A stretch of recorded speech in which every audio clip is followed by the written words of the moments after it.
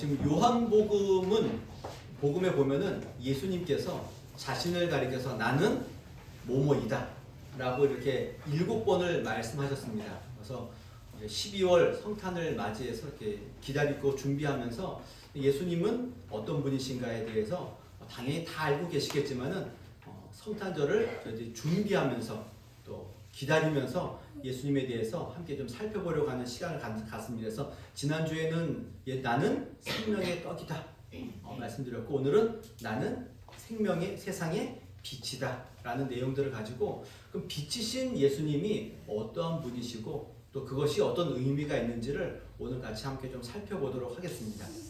여기서 예수님께서 자신을 가리켜서 나는 빛이다 라고 말씀하셨습니다. 근데 이 이야기가 오늘 처음 갑자기 아무도 빛인 줄 몰랐는데 갑자기 이렇게 뚝 나온 것이 아니라 이미 요한복음 1장에 보면은 예수님께서 사람들의 빛으로 오셨다라고 이미 말씀을 했습니다. 그러니까 예수님이 어떤 분이신가, 말씀이 무엇인가를 설명하면서 이미 1장에서 말씀하셨죠. 그래서 이렇게 표현되어 있습니다. 그 안에 생명이 있었으니 이 생명은 사람들의 빛이라. 빛이 어둠에 빛이 돼 어둠이 깨닫지 못하더라. 그러니까 이미 예수님은 생명을 주시기 위해서 그 생명의 빛으로, 사람들의 빛으로 우리 가운데 오신 겁니다. 근데 문제는 그 빛 대신 주님을 아나요, 모르나요? 모르는 겁니다. 빛은 왔는데 어둠이기 때문에 빛을 모른다라고 설명되어져 있는 겁니다. 그래서 오늘 본문을 이야기하면서 그러면 이미 1장에서 말했는데 굳이 8장에서 왜 또 한 번 자기 계시를 또 하셨는가라고 봤적에는 오늘 뭐와 연관되면 생명의 빛, 세상의 빛이 어떤 의미인지를 예수님께서 다시 한번 알려주기 위해서, 이미 빛이 비쳤는데 모르잖아요. 깨닫지 못하니까 다시 한번 알려주기 위해서 오늘 8장에서 다시 한번 말씀하시는 겁니다. 근데 오늘 읽은 본문을 보시게 되면 이렇게 시작하죠. 예수께서 또 말씀하여 이르시되, 또 말씀하신 거잖아요. 그러면 이 내용은 뭐와 연관되는 겁니까? 앞에 있는 사건과 연관되어서 연결선상에서 같이 봐야 되는 겁니다. 그럼 예수님께서 나는 세상의 빛이다라고 말씀하기 전에 어떤 사건이 있었는가를 오늘 보셔야 되는 겁니다. 그럼 그 사건은 뭐냐면은 오늘 성경에도 보시게 되면은 뒤에 뭐라고 되나요? 음행 중에 잡혀온 여자가 용서받다, 이렇게 제목이 기록되어 있습니다. 성경에 보면은. 그럼 이 음행하다가 잡혀온 여자를 가리켜서 이 사건과 세상의 빛이라는 내용들을 연결하지 않으면 이 내용이 잘 드러나지 않기 때문에 앞에 내용들을 좀 잠깐 살펴보겠습니다. 8장 1절부터 이렇게 쭉 보시게 되면은 예수님께서 성전에 들어오셔서 백성들을 가르치십니다.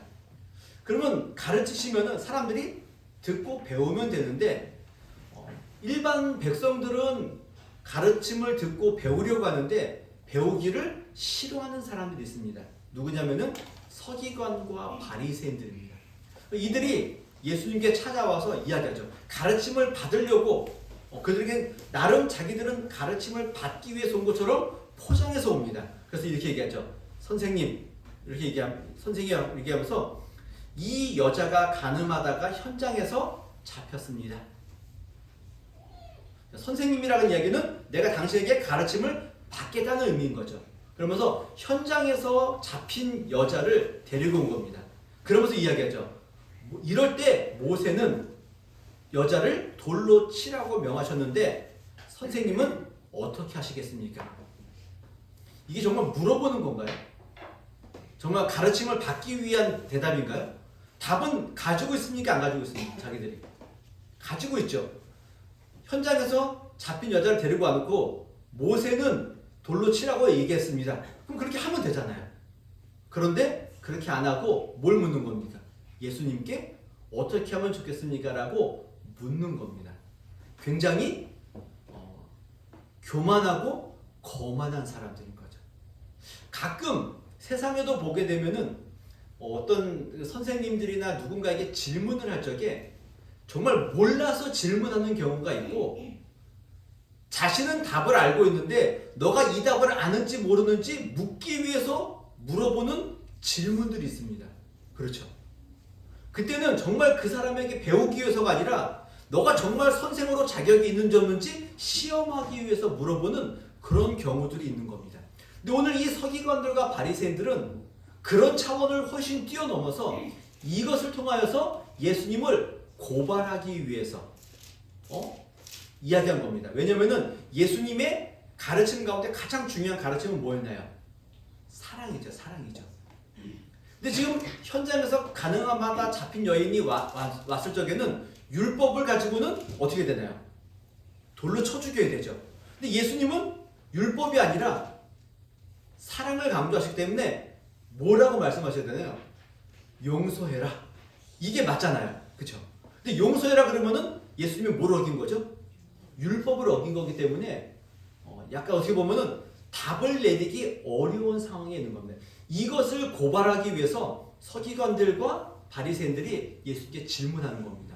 그리고 실제로 서기관들의 어떤 특징들이 뭐냐면은 서기관들은 거의 법학자입니다. 그러니까 단순히 그냥 필사하는 사람들일 수도 있지만은 율법학자, 법학자, 이미 법을 아는 분들이기 때문에 자기들이 스스로 하면 됩니다. 그런데 그것을 누구에게 지금 떠넘기는 거죠? 예수님께. 그리고 예수님을 고발하기 위해서 이런 일들을 지금 하고 있는 겁니다. 근데 재미있는 거는 율법에는 돌로 쳐라 라고 이야기를 하고 있는데 실제 율법은 현장에서 잡혔을 적에 돌을 치는데 현장에는 2명이 있어야 되죠. 2명이 있어야 되죠. 남자와 여자가 있어야 되는데 지금 누구만 와 있나요? 여자만 와 있죠. 그러니까 이미 의도가 선하지 않은 겁니다. 성경은 돌로 치라고 했을 적에 남자와 여자 둘 다 돌로 치라고 그랬는데 지금 여기는 한 명밖에 없는 겁니다. 분명히 뭔가 찜찜한 부분이 있는 거죠. 그러니까 이들도 뭔가 자기들이 이 법을 온전히 집행할 수 없는 상황인 것을 본인들도 아는 겁니다. 그걸 가지고 예수님께 시험하기 위해서 지금 이런 일들을 하는 겁니다. 자, 이렇게 질문했을 적에 예수님께서 이렇게 하십니다. 돌로 쳐라, 사랑해줘라, 용서해줘라 이게 대답하시지 않고 뭐라고 하시냐면은 먼저 처음에 뭘 하시나요? 땅에다가 손가락으로 뭘 쓰는 겁니다. 뭘 썼는지 아나요? 모르나요? 우리는 모르죠. 근데 여기 있는 사람들은 알았을 겁니다. 손가락으로 뭔가를 쓰십니다. 그리고는 이렇게 얘기하시죠. 너희 중에 죄 없는 자가 먼저 돌로 치라. 그리고 다시 몸을 굽혀서 손가락으로 땅에 뭘 또 쓰십니다.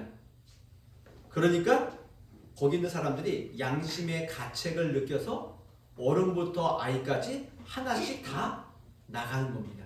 그러니까 성전에 있는 거잖아요. 지금 성전에서 하나둘씩 나가는 겁니다. 도대체 우리는 이런 얘기를 보면서 무슨 생각을 하나요? 도대체 예수님이 뭘 쓰셨을까? 궁금하시지 않나요? 궁금하죠. 아주 궁금합니다. 뭐라고 썼는지. 근데 대부분 많은 분들이 한 이야기가 십계명을 쓰셨을 것이다. 이런 이야기도 하고 좀 재밌는 의견으로는 거기에서 이제 가늠한 여인과 가늠했던 사람들의 이름을 다 적었다는 겁니다. 근데 거기 있는 사람이 누군가요? 다 앞에 있는 얘네들인 거예요. 그래서 찔려서 이건 그냥 설인 겁니다. 아무도 모릅니다. 아무도 모릅니다. 그러나 대부분은 일단은 십계명 쪽에 많은 포커스가 많이 맞춰져 있고 어쨌든 이 쓴 글을 통하여서 이게 십계명이든 그들의 죄를 보든 결국은 거기에 있던 모든 사람들이 자신들이 뭔 깨닫는 거죠. 죄인임을 깨달았다는 그 죄에 대한 고발을 예수님께서 친히 적으신 겁니다. 그것을 보고 그들이 양심의 가책을 느끼고 다들 떠나는 겁니다. 왜냐하면 이 여인이 죄를 졌으니 죄에 대한 형벌을 내리십시오라고 얘기했는데 예수님이 그들의 죄를 다 적은 겁니다. 그러면 그들도 어떻게 되나요? 어찌 보면 전부 다 이 자리에서 돌을 맞아 죽어야 되는 경우가 생길 수 있기 때문에 그들이 다 양심의 가책을 느끼고 전부 다 도망간 겁니다. 그러면 실제로 예수님 그 여인에게 돌을 던질 수 있는 사람은 누구밖에 없나요? 예수님밖에 없는 거죠. 다 떠난 겁니다. 예수님 묻죠. 사람들이 어디 갔느냐? 다 떠났습니다. 나도 너를 정죄하지 않겠다. 예수님이 말씀이신 거죠. 내가 너를 분명히 정죄할 수 있는 권한이 있고 힘도 있고 그런 지위도 있지만은 나도 너를 정죄하지 않겠다. 여기는 모든 죄인들이 너를 정죄하지 못했듯이 나도 너를 정죄하지 않겠다. 용서하겠다는 이야기인 거죠. 예수님께서는 그런 권한이 있는 분인 겁니다. 그런데 죄는 용서하지만 그 다음에 뭐라고 적혀있나요? 다시는 죄를 범하지 말아라. 이겁니다. 이게 예수님이 가지고 계신 내용인 겁니다. 예전에 제가 학교 다닐 적에 어떤 같이 학교에서 공부했던 어떤 한 여학생이 이런 본문을 가리켜서 이렇게 죄에 대한 이야기를 막 하다 보니까 그분이 그럽니다. 예수님도 정죄하지 않으셨는데 왜 교수님들이 우리를 정죄합니까? 이러면서 막 따지더라고요. 오늘 이 본문을 가지고 얘기하는 거죠. 뭐 이 본문을 보면은 맞는 이야기일 수 있는 겁니다. 그러나 문제는 정죄는 못할 수 있지만은 예수님께서 뭐라고 하셨죠? 용서하셨지만은 다시는 그 죄를 짓지 말아라 이겁니다. 여러분들의 죄를 예수님은 용서하시나요? 안 하시나요? 하시죠. 근데 그 용서하심과 동시에 우리에게 주시는 그 명령이 뭡니까? 그 죄를 짓지 말라는 겁니다. 우리는 매번 주님께 기도하죠. 주님, 제가 또 이런 죄를 지었네요. 용서해 주세요. 그럼 예수님이 뭐라 하실까요? 용서하노라. 뭐 지적되고 우리 귀에다 대고 용서해 줄게. 그게 말씀하지만 우리의 마음과 성령께서 우리에게 주는 그 조명으로 우리는 용서받았음을 압니다. 근데 그 다음에 뭔 생각 우리는 안 듣죠? 다시는 그 죄를 짓지 말아라고도 말씀하시는데 거기에는 귀를 닫고 또 뭐 하나요? 또 같은 죄를 또 짓고 그리고 또 와서 또 뭐 하나요? 또 얘기하죠. 계속 반복되는 겁니다. 어찌 보면 이게 우리가 가지고 있는 현실인 겁니다. 이게 우리의 연약한 우리의 본성으로 인한 눈에 보이는 현실인 겁니다. 어쨌든 예수님께서 이렇게 이야기하면서 오늘 본문이 끝을 맺는 겁니다. 그리고는 오늘 읽은 본문처럼 나는 세상의 빛이다. 나를 따르는 자는 어둠에 다니지 아니하고 생명의 빛을 얻으리라. 이렇게 되어 있는 겁니다. 너희들은 매번 정죄받을 수밖에 없고 죄를 짓지 말라고 했음에도 불구하고 계속해서 죄를 짓고 있다 이겁니다. 그럴 수밖에 없는 우리의 상황을 아시고 예수님께서 뭐라고 그러시는 거죠? 나는 세상의 빛이니 나를 따라와라. 그러면 너희들에게 생명을 얻을 것이다 이겁니다. 주님은 아시는 거죠. 우리가 넘어질 거 아시고 쓰러질 거 아시고 계속 그 죄를 짓고 아시는 겁니다. 그런데 죄를 안 짓기 위해 노력하지 말고 뭐 하시라는 겁니까? 빛을 따라가라는 겁니다. 빛을 따라가라는 겁니다. 여러분 우리가 뭐 죄를 짓고 싶어서 짓습니까? 여러분 혹시 뭐 마음속에 나는 오늘 죄를 꼭 지어야지 라고 다짐하고 죄 짓습니까? 아니죠. 전부 다 나는 깨끗하고 거룩하고 성결하게 살아야지 라고 하지만은 계속해서 넘어지는 거죠. 그렇기 때문에 주님께서 우리에게 뭘 말씀하시는 겁니까? 빛을 따라오라는 겁니다. 빛을 따라오라는 겁니다. 그러니까 우리가 해야 될 일은 죄를 안 져야지 거기에 막 매달리는 것이 아니라 뭘 하셔야 된다고요? 빛을 따라가시는 겁니다. 이 내용을 사도 바울이 갈라디아서에서 이렇게 얘기하죠. 성령을 따라 행하라. 그리고 뭘 하지 말라 그러죠? 육체를 따라 살지 말아라. 성령을 따라 살면은 뭘 안 하죠? 육체를 따라 살지 않게 되어져 있습니다. 육체를 따라 살면은 뭘 안 하게 되죠? 성령을 따라 살지 않게 되어져 있는 겁니다. 중간은 없습니다. 그러니 우리는 육체를 따라 살아가지 않기 위해서 노력하면은 그렇게 할 수 있나요, 없나요? 없죠. 그러니 뭘 하면 되는 거죠? 성령을 따라 행하는 일을 하게 되면은 육체를 따라 살지 않게 되어져 있는 겁니다. 생명의 빛이 세상의 빛이신 예수님을 따라가게 되면은 우리는 죄악 가운데 정죄받을 일들을 하지 않게 되어져 있는 겁니다. 이게 예수님이 우리에게 하신 내용들인 겁니다. 자꾸 우리는 내가 무언가를 하려고 합니다. 그러면 되나요, 안 되나요? 안 되는 겁니다. 여러분 구약 성경을 보시면은 구약 성경의 전체적인 큰 주제가 뭐죠? 예수님이 오신다 이것만 아닙니까? 그럼 예수님이 왜 오셔야 되나요? 안 되니까. 우리가 아무래도 안 되니까 오시는 거 아닙니까? 구약 성경의 전체 내용이 뭐죠? 하나님이 세상을 창조하시고 그들에게 복을 주셨음에도 불구하고 그들이 깨닫지 못하고 계속 죄를 짓고 하나님께 불순종하는 겁니다. 구약의 역사를 쭉 보면 뭐밖에 없나요? 죄의 역사, 불순종의 역사, 하나님이 계속해서 찾아가시고 그들에게 선지자를 통해서 보내주시고 말씀을 전하시는데 백성들은 계속해서 깨닫지 못하는 겁니다. 그래서 누구를 보낸 거죠? 세상의 빛이신 예수님을 보내신 겁니다. 근데 그분을 보면은 되는데 그분이 보이나요, 안 보이나요? 안 보이는 겁니다. 그래서 뭐 하시는 거죠? 십자가에 죽으시는 겁니다. 우리에게는 소망이 없어서 그분이 죽으시는 겁니다. 그 죽으신 그분의 빛됨을 보고 따라가면 되는 겁니다. 우리가 하려고 하면은 안 됩니다. 질 수밖에 없습니다. 빛이신 그분을 따라가면 되는 겁니다. 이게 오늘 본문의 이야기인 겁니다. 우리가 빛을 볼 수 없습니다. 그러나 그분이 우리의 눈을 뜨게 해주시면은 그 빛을 보는 겁니다. 그리고 빛을 보고 그분만을 따라가면은 그분께서 우리에게 생명을 주시는 겁니다. 그래서 예수님은 세상의 빛이십니다. 그 빛 대신 주님을 바라보면서 우리가 신앙생활을 하셔야 되는 겁니다. 그러면 예수님이 빛이다라는 의미는 우리에게 어떤 은혜와 의미를 주냐면은 첫 번째로 빛은 아름다움을 보여줍니다.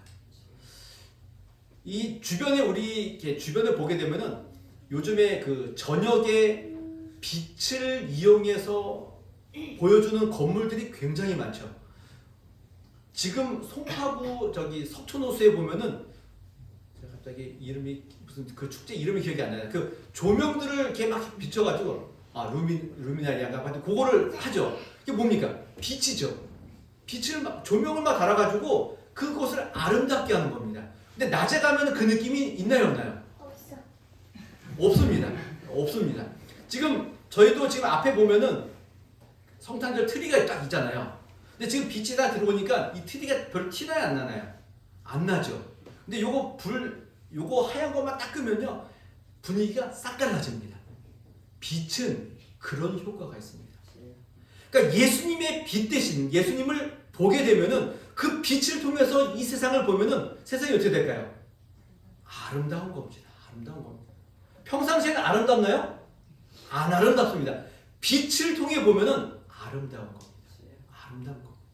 빛은 하나님의 은혜를 보여주는 겁니다. 제가 지난달에 저희 아내와 함께 어떤 시간이 돼가지고 속초에 잠깐 이렇게 여행을 다녀온 일이 있는데 비가 너무 많이 와가지고 하루는 아무것도 못하고 그냥 카페에 앉아가지고 그냥 있었던 일이 있었고 그 다음날 이렇게 비 온 다음날이다 보니까는 설악산 쪽에 무지개가 뜬 겁니다. 그 무지개 보면 여러분 어떤가요? 좋고 아름답고 모든 사람들이 그 무지개 찍기 위해서 그냥 핸드폰 카메라를 들고 난리가 난 겁니다. 근데 무지개는 왜 생기는 거죠? 약속하셨죠. 굉장히 신앙인이시네요. 보통은 무지개는 그 물방울과 빛의 저는 과학을 잘 모르기 때문에 어쨌든 그런 걸 통해서 드러나는 내용입니다. 그러니까 무지개는 빛이 없으면 생기나요, 안 생기나요? 안 생기는 겁니다. 안 생기는 겁니다. 근데 사람들은 그 빛을 보고 무지개를 보면서 와 예쁘다, 와 무지개 봤다 이러죠. 근데 저희는 뭘 보셔야 되나요?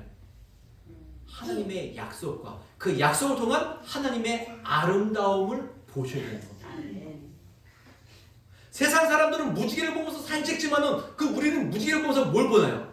하나님의 은혜, 하나님의 사랑, 그분이 우리를 기억하시고 우리를 돌보시는 그 하나님의 아름다운 성품들을 보면서 기뻐하셔야 되는 겁니다. 그게 빛에 담긴 의미인 겁니다. 예수님의 빛 되심을 우리들이 알았다면은 이 세상은 어떻게 보인다고요?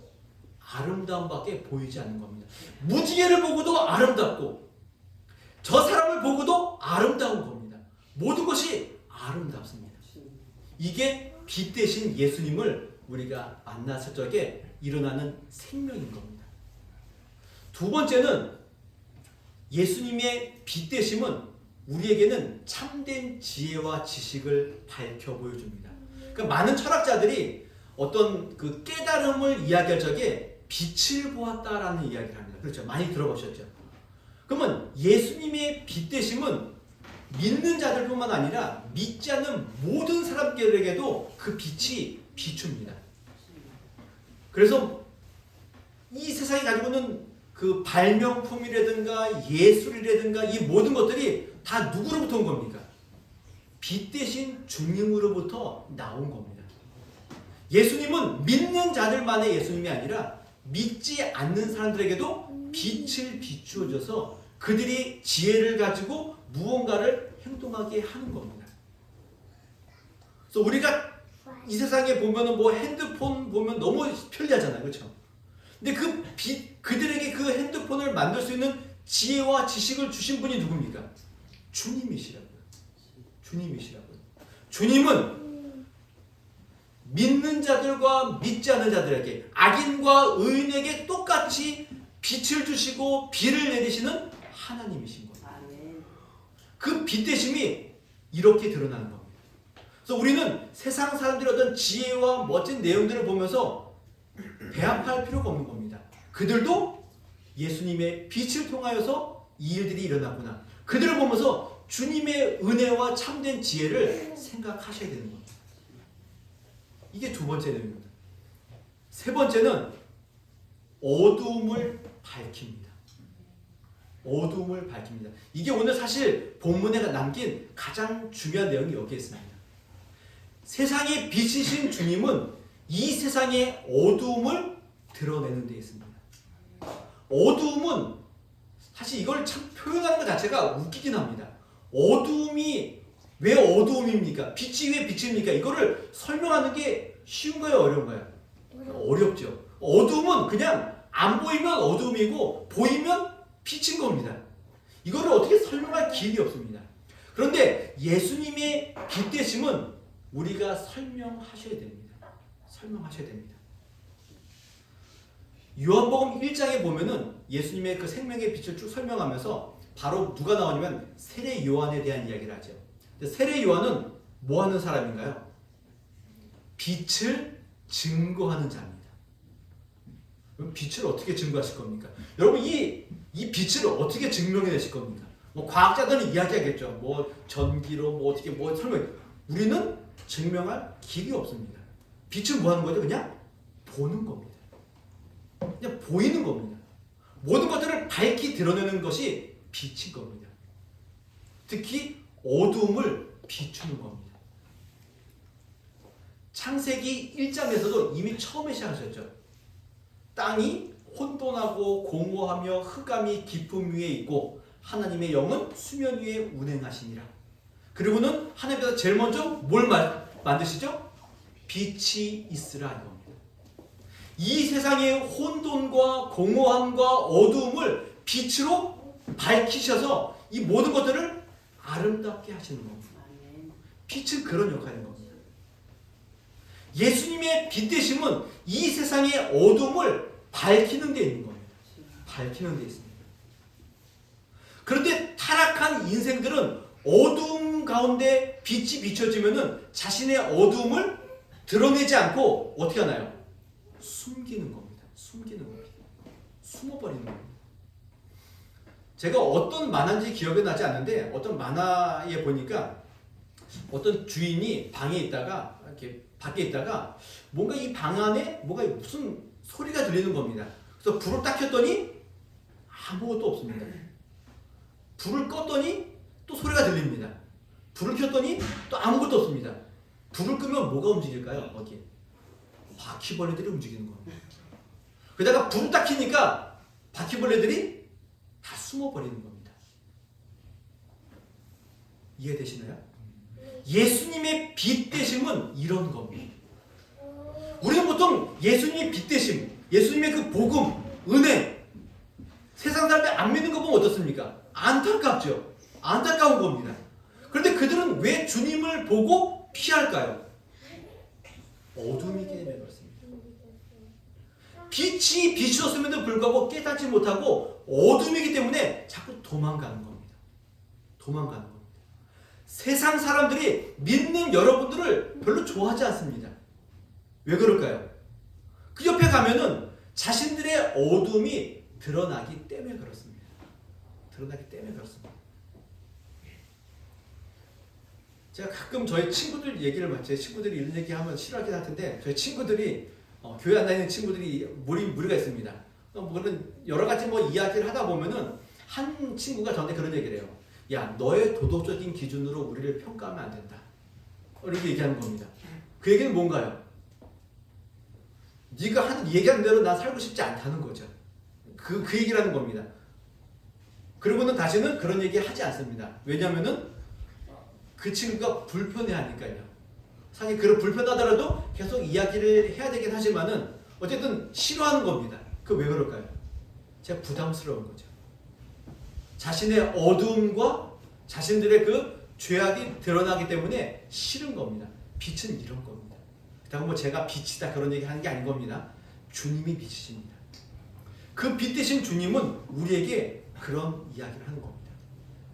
그리고 어둠에 있는 사람들이 빛으로 나아가길 싫어하는 이유는 어둠에 있어도 불편함이 없기 때문에 그렇습니다. 그렇기 때문에 그렇습니다. 여러분, 죄를 처음에 지으면은 되게 불편합니다. 근데 그 죄가 2번, 3번, 4번 가면 갈수록 어떻게 될까요? 안 불편합니다. 어떤 때는 이게 죄인지 아닌지도 모를 만큼, 자각하지 못할 만큼 우리가 무뎌집니다. 무뎌집니다. 빛 대신 주님께 나아가자는 이유는 어둠에 있어도 불편하지 않기 때문에 그렇습니다. 우리가 세상이 빛이신 주님을 만날 적에는 이 어둠을 밝히 드러내고 그 어둠 가운데 빛을 향해 따라가고자 하는 우리의 모습이 보여되는 겁니다. 오늘 8장에 나와 있는 그 가늠한 여인을 정죄하기 위해 모인 자들이 예수님의 빛 되심이 드러나게 되자 다 어떻게 됐나요? 다 도망가죠. 다 떠나는 겁니다. 무언가 우리의 잘못된 것들이 드러나면은 우리는 다 도망가게 되어져 있습니다. 근데 정말 빛을 알고 예수님을 따라가는 사람들은 우리가 착하게 살고 멋지게 살고 이런 것이 아니라 나의 죄가 드러나는 것을 알고 나의 죄됨을 깨닫고 죄인임을 깨닫고 빛 대신 주님께 나아가는 겁니다. 그분께 엎드리는 겁니다. 주님, 내가 이렇게 연약합니다. 내가 이렇게 죄인입니다. 그분께 무릎 꿇고 나아가는 것. 이게 빛 대신 주님을 따라가는 겁니다. 이게 믿는 사람과 안 믿는 사람의 다른 점은 여기에 있습니다. 믿으면은 착하고 정의롭고 이런가요? 그렇지 않습니다. 예수님 안 믿는 사람임에도 불구하고 훨씬 더 도덕적이고 훨씬 더 정의로운 사람 엄청나게 많습니다. 다른 점은 뭔가요? 모두가 우리가 죄인임을 깨닫고 그분께 무릎을 꿇고 그분 앞에 나와 회개하느냐 회개하지 않느냐, 이것이 빛 대신 주님 앞에 나아가는 자들, 따라가는 자들의 다른 점은 바로 여기에 있습니다. 여러분은 어떤 사람들입니까? 예수님의 빛 되심을 깨닫고 그분께 나아가는 자들 아닙니까? 우리의 어두운 우리의 모습을 깨닫고 그분께 소망이 있는 줄 알고 그분께 날마다 나아가는 사람들 아닙니까? 성탄절을 기다리는 저와 여러분들이 그저 그냥 예수님의 생일이니까 생일 파티 해야지가 아니라 그분이 왜 이 땅에 오셨는지를 깨닫고 그분의 빛 되신 주님을 따라가는 성도들이 되셔야 되는 겁니다. 주님을 따라간다는 의미는 나의 죄를 깨닫고 그분께 회개하는 자들이고 되드린 겁니다. 두 번째는 그분의 빛 되심을 알고 그 빛을 우리가 증거하셔야 되는 겁니다. 증거하셔야 되는 겁니다. 그래서 예수님께서 우리에게 얘기하시죠. 너희는 세상의 빛이다. 이겁니다. 예수님은 빛이시기 때문에 자신 안에 있는 빛을 우리에게 전해주시는 거죠. 근데 우리는 우리 안에 빛이 있습니까? 없습니까? 우리 안에는 없습니다. 그럼 우리는 어떤 빛을 비춰야 되죠? 예수님의 빛을 반사하는 겁니다. 그분의 빛을 우리가 보여주셔야 되는 겁니다. 거울처럼 보여주시고 나타내셔야 되는 겁니다.